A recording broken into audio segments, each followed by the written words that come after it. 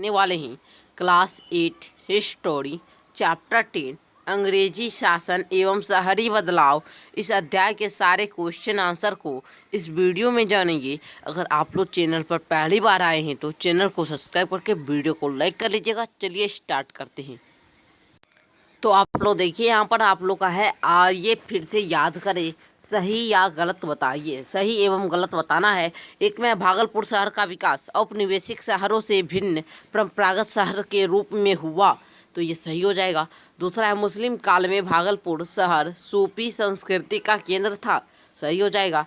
और आगे है आप लोग का 19वीं सदी में भागलपुर में बंगाली मारवाड़ी समुदाय का आगमन हुआ, ये भी सही है। भारत में आधुनिक शहरों का विकास औद्योगिकरण के साथ हुआ, सही, सब में सही हो जाएगा। ठीक है, पांचों का सही है।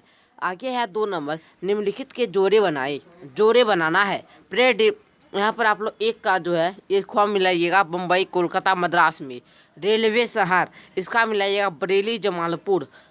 औद्योगिक इसका मिलाइएगा कानपुर जमशेदपुर औद्योगिक शहर। ठीक है, इस प्रकार आप लोग मिलान कर लीजिएगा। और हाँ, अगर आप लोग इसका इस चैप्टर का सारे क्वेश्चन आंसर का पीडीएफ लेना चाहते हैं तो टेलीग्राम ग्रुप में जुड़ जाइएगा। वहाँ पर आप लोग को फ्री में मिलता है पीडीएफ, तो जो चाहिएगा लिंक डिस्क्रिप्शन में मिल जाएगा आप लोग का। यहाँ पर 3 में है आप लोग का रिक्त स्थान को बड़े। भागलपुर नगर पालिका की स्थापना देश में हुई थी, तो 1864 में हुई थी नगर पालिका की स्थापना भागलपुर में। दूसरा है भागलपुर में शिल्प कपड़ा उत्पादन के केंद्र डैश और डैश था, तो चंपानगर नाथनगर, चंपानगर और नाथनगर था। ठीक है, ऐसे आप लोग को क्वेश्चन आंसर का पीडीएफ जो है वो मिल ही जाएगा। ठीक है, टेलीग्राम चैनल पर आप लोग को यहाँ पर करा देते हैं हम। यहाँ पर है गो में भागलपुर में सांस्कृतिक गतिविधियों को बढ़ावा देने के लिए प्रमुख संस्कृति धर्मी देश थे, तो शरत चंद्र थे। कौन थे? शरत चंद्र। ठीक है, यहाँ पर भर लीजिएगा चंद्र। रेलवे स्टेशन कच्चे माल का डैश और आयातित वस्तुओं का डैश था, तो रेलवे यहाँ पर संग्रह केंद्र और विरत बिंदु था। यहाँ पर लिखेंगे संग्रह केंद्र, संग्रह केंद्र, यहाँ पर विरत बिंदु, विरत बिंदु। ठीक है, इस प्रकार भर लीजिएगा। आगे यहाँ पर है 5 में कालाजयी उपन्यास देश की रचना शरत चंद्र चट्टोपाध्याय ने की थी, तो यहाँ पर आप लोग देवदास भर लीजिएगा। ठीक है, देवदास, इस प्रकार भर लीजिए। आगे आप लोग का यहाँ पर है क्वेश्चन आंसर, आइए विचार करें। एक में कह रहा है शहरीकरण का आशय क्या है, इसका आंसर देखते हैं।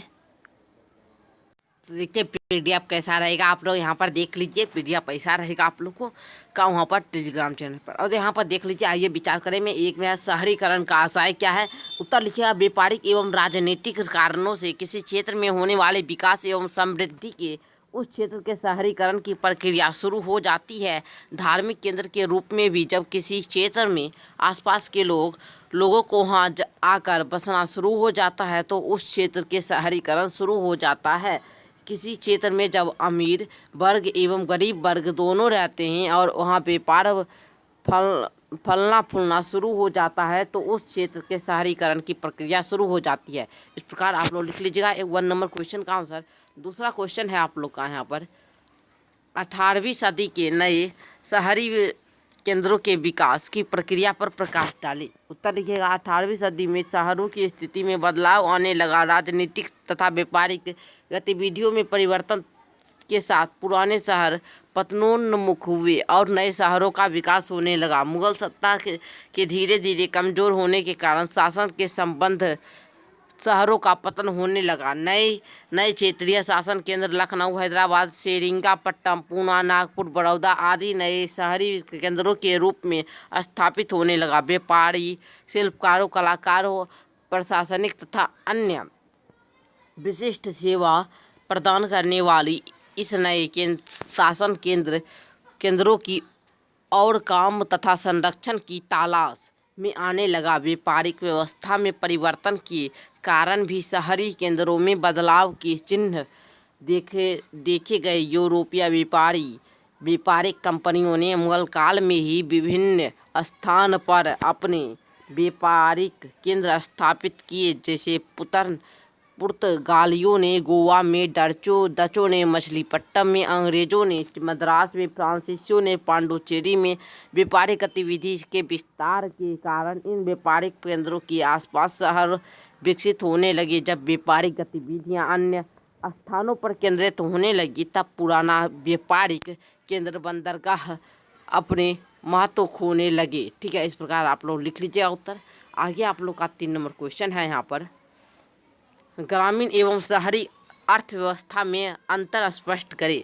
तो लिखिएगा, गांव के लोगों को मुख्य काम खेती होता है, जबकि शहरों में अन्य के तरह व्यवसाय किए जाते हैं। गांव में अधिकांशतः किसान और खेती के कामों से जुड़े मजदूर व छोटे छोटे काम करने वाले लोग छोटे स्तर पर सब्जियां, राशन व अन्य दैनिक कामों में आने वाले वस्तुओं के छोटे छोटे दुकानदार होते हैं। जबकि शहरों में छोटे मध्यम बड़े व्यापारिक शिल्पकारों, शासन तथा अधिकारी रहते हैं। पहले अक्सर शहरों की किलेबंदी की जाती थी जो ग्रामीण क्षेत्रों के इसके अलगाव को चिन्हित करती थी। शहरों का ग्रामीण जनता प्रभुत्व होता था और वे खेती से प्राप्त करों और अवशेष के आधार पर फलते फूलते थे, अतः ग्रामीण एवं शहरी व्यवस्था में स्पष्ट और बड़ा अंतर था। इस प्रकार आप लोग लिख लीजिएगा। ठीक है, ये यहाँ से आगे हम लोग देखते हैं। क्वेश्चन नंबर 4 है आप लोग का यहाँ पर, भागलपुर शहर एक व्यावसायिक सांस्कृतिक नगर थे कैसे। ठीक है, इसका आप लोग उत्तर लिखिएगा। यहाँ पर उत्तर हम लोग देखते हैं। उत्तर लिखिए, प्राचीन भागलपुर शहर की पहचान एक व्यावसायिक और सांस्कृतिक केंद्र के रूप में रही है। घने मोहल्ले और दर्जनों बाजार से घिरा भागलपुर एक महत्वपूर्ण सांस्कृतिक व्यावसायिक शहरी केंद्र था। शहरी नृत्य संगति आमतौर पर मनोरंजन के साधन थे। इस शहर में ऐशो आराम सिर्फ कुछ अमीर लोगों के हिस्से में आते थे। अमीर और गरीब के बीच फासला बहुत गहरा था। यहाँ व्यापारी, अधिकार, सरकारों, छोटे बड़े कर्मचारी, कारीगर, जुल्लाह, बुनकर, मजदूर हर वर्ग के लोग रहते थे। रेलवे का विकास और शहर से सटे रेलवे और गंगा नदी के किनारे बसे होने के कारण शहर की व्यापारिक गतिविधियां में भी तेजी आई, जिससे महत्वपूर्ण व्यावसायिक शहर के रूप में इसे विकसित होने का अवसर मिला। ठीक है, इस प्रकार आप लोग लिख लीजिएगा। आगे यहाँ पर है, अब यहाँ बैंकिंग कंपनियां के विक्रय एजेंट, हड्डी के काम, अतिरिक्त सिल्की सूती ऊनी कपड़े, किराना, अनाज, तेल का थोक व्यापार होता था। इस शहर का प्रसिद्ध उद्यान तथा सिल्क कपड़ा तैयार होना था। यह व्यवसाय बहुत पुराना समय से चला आ रहा था, जिसके कारण सिल्क सिटी भी इसे कहा जाता है। ठीक है, इसे सिल्क सिटी भी कहा जाता है। यहाँ का कपड़ा यूरोपीय देशों में भेजा जाता था, जहाँ इसकी बहुत मांग थी। भारतीयों की सांस्कृतिक विरासत कम महत्वपूर्ण नहीं रही। इस शहर में अनेक नामी गिरामी साहित्यकारों, ठीक है, यहाँ पर है संस्कृत कर्मी, रंगकर्मी, शिल्पकार, संगीतकारों एवं फोटोग्राफों का जमघट लगा रहता था। नामी लेखक शरत चंद्र, विभूतिभूषण बंदोपाध्याय, रविंद्रनाथ टैगोर भागलपुर प्रवास कर चुके थे। प्रसिद्ध लेखक बलाई चंद्र मुखर्जी उर्फ बनफूल ने यहाँ लंबे समय तक लेखन कार्य किया था। इस प्रकार आप लोग को लिख लेना है। ठीक है, यहाँ पर अब हम लोग 5 नंबर क्वेश्चन भी देख लेते हैं। 5 में आप लोग का है, भागलपुर को सिल्क सिटी कहा जाता है क्यों।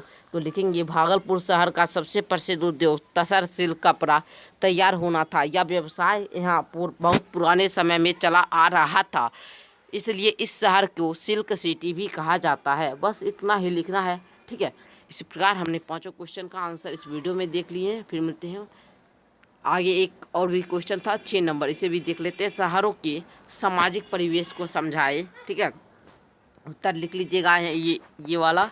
ठीक है, यहाँ पर उत्तर जो दिया है इसे आप लोग लिख लीजिएगा। आप लोग को एक बार स्क्रीनशॉट ले लीजिए, उसके बाद आप लोग जुड़ जाइएगा। ठीक है, इसी प्रकार हमने सारे क्वेश्चन आंसर को भी देख लिए हैं इस वीडियो में। फिर मिलते हैं अगले वीडियो के साथ, तब तक के लिए धन्यवाद।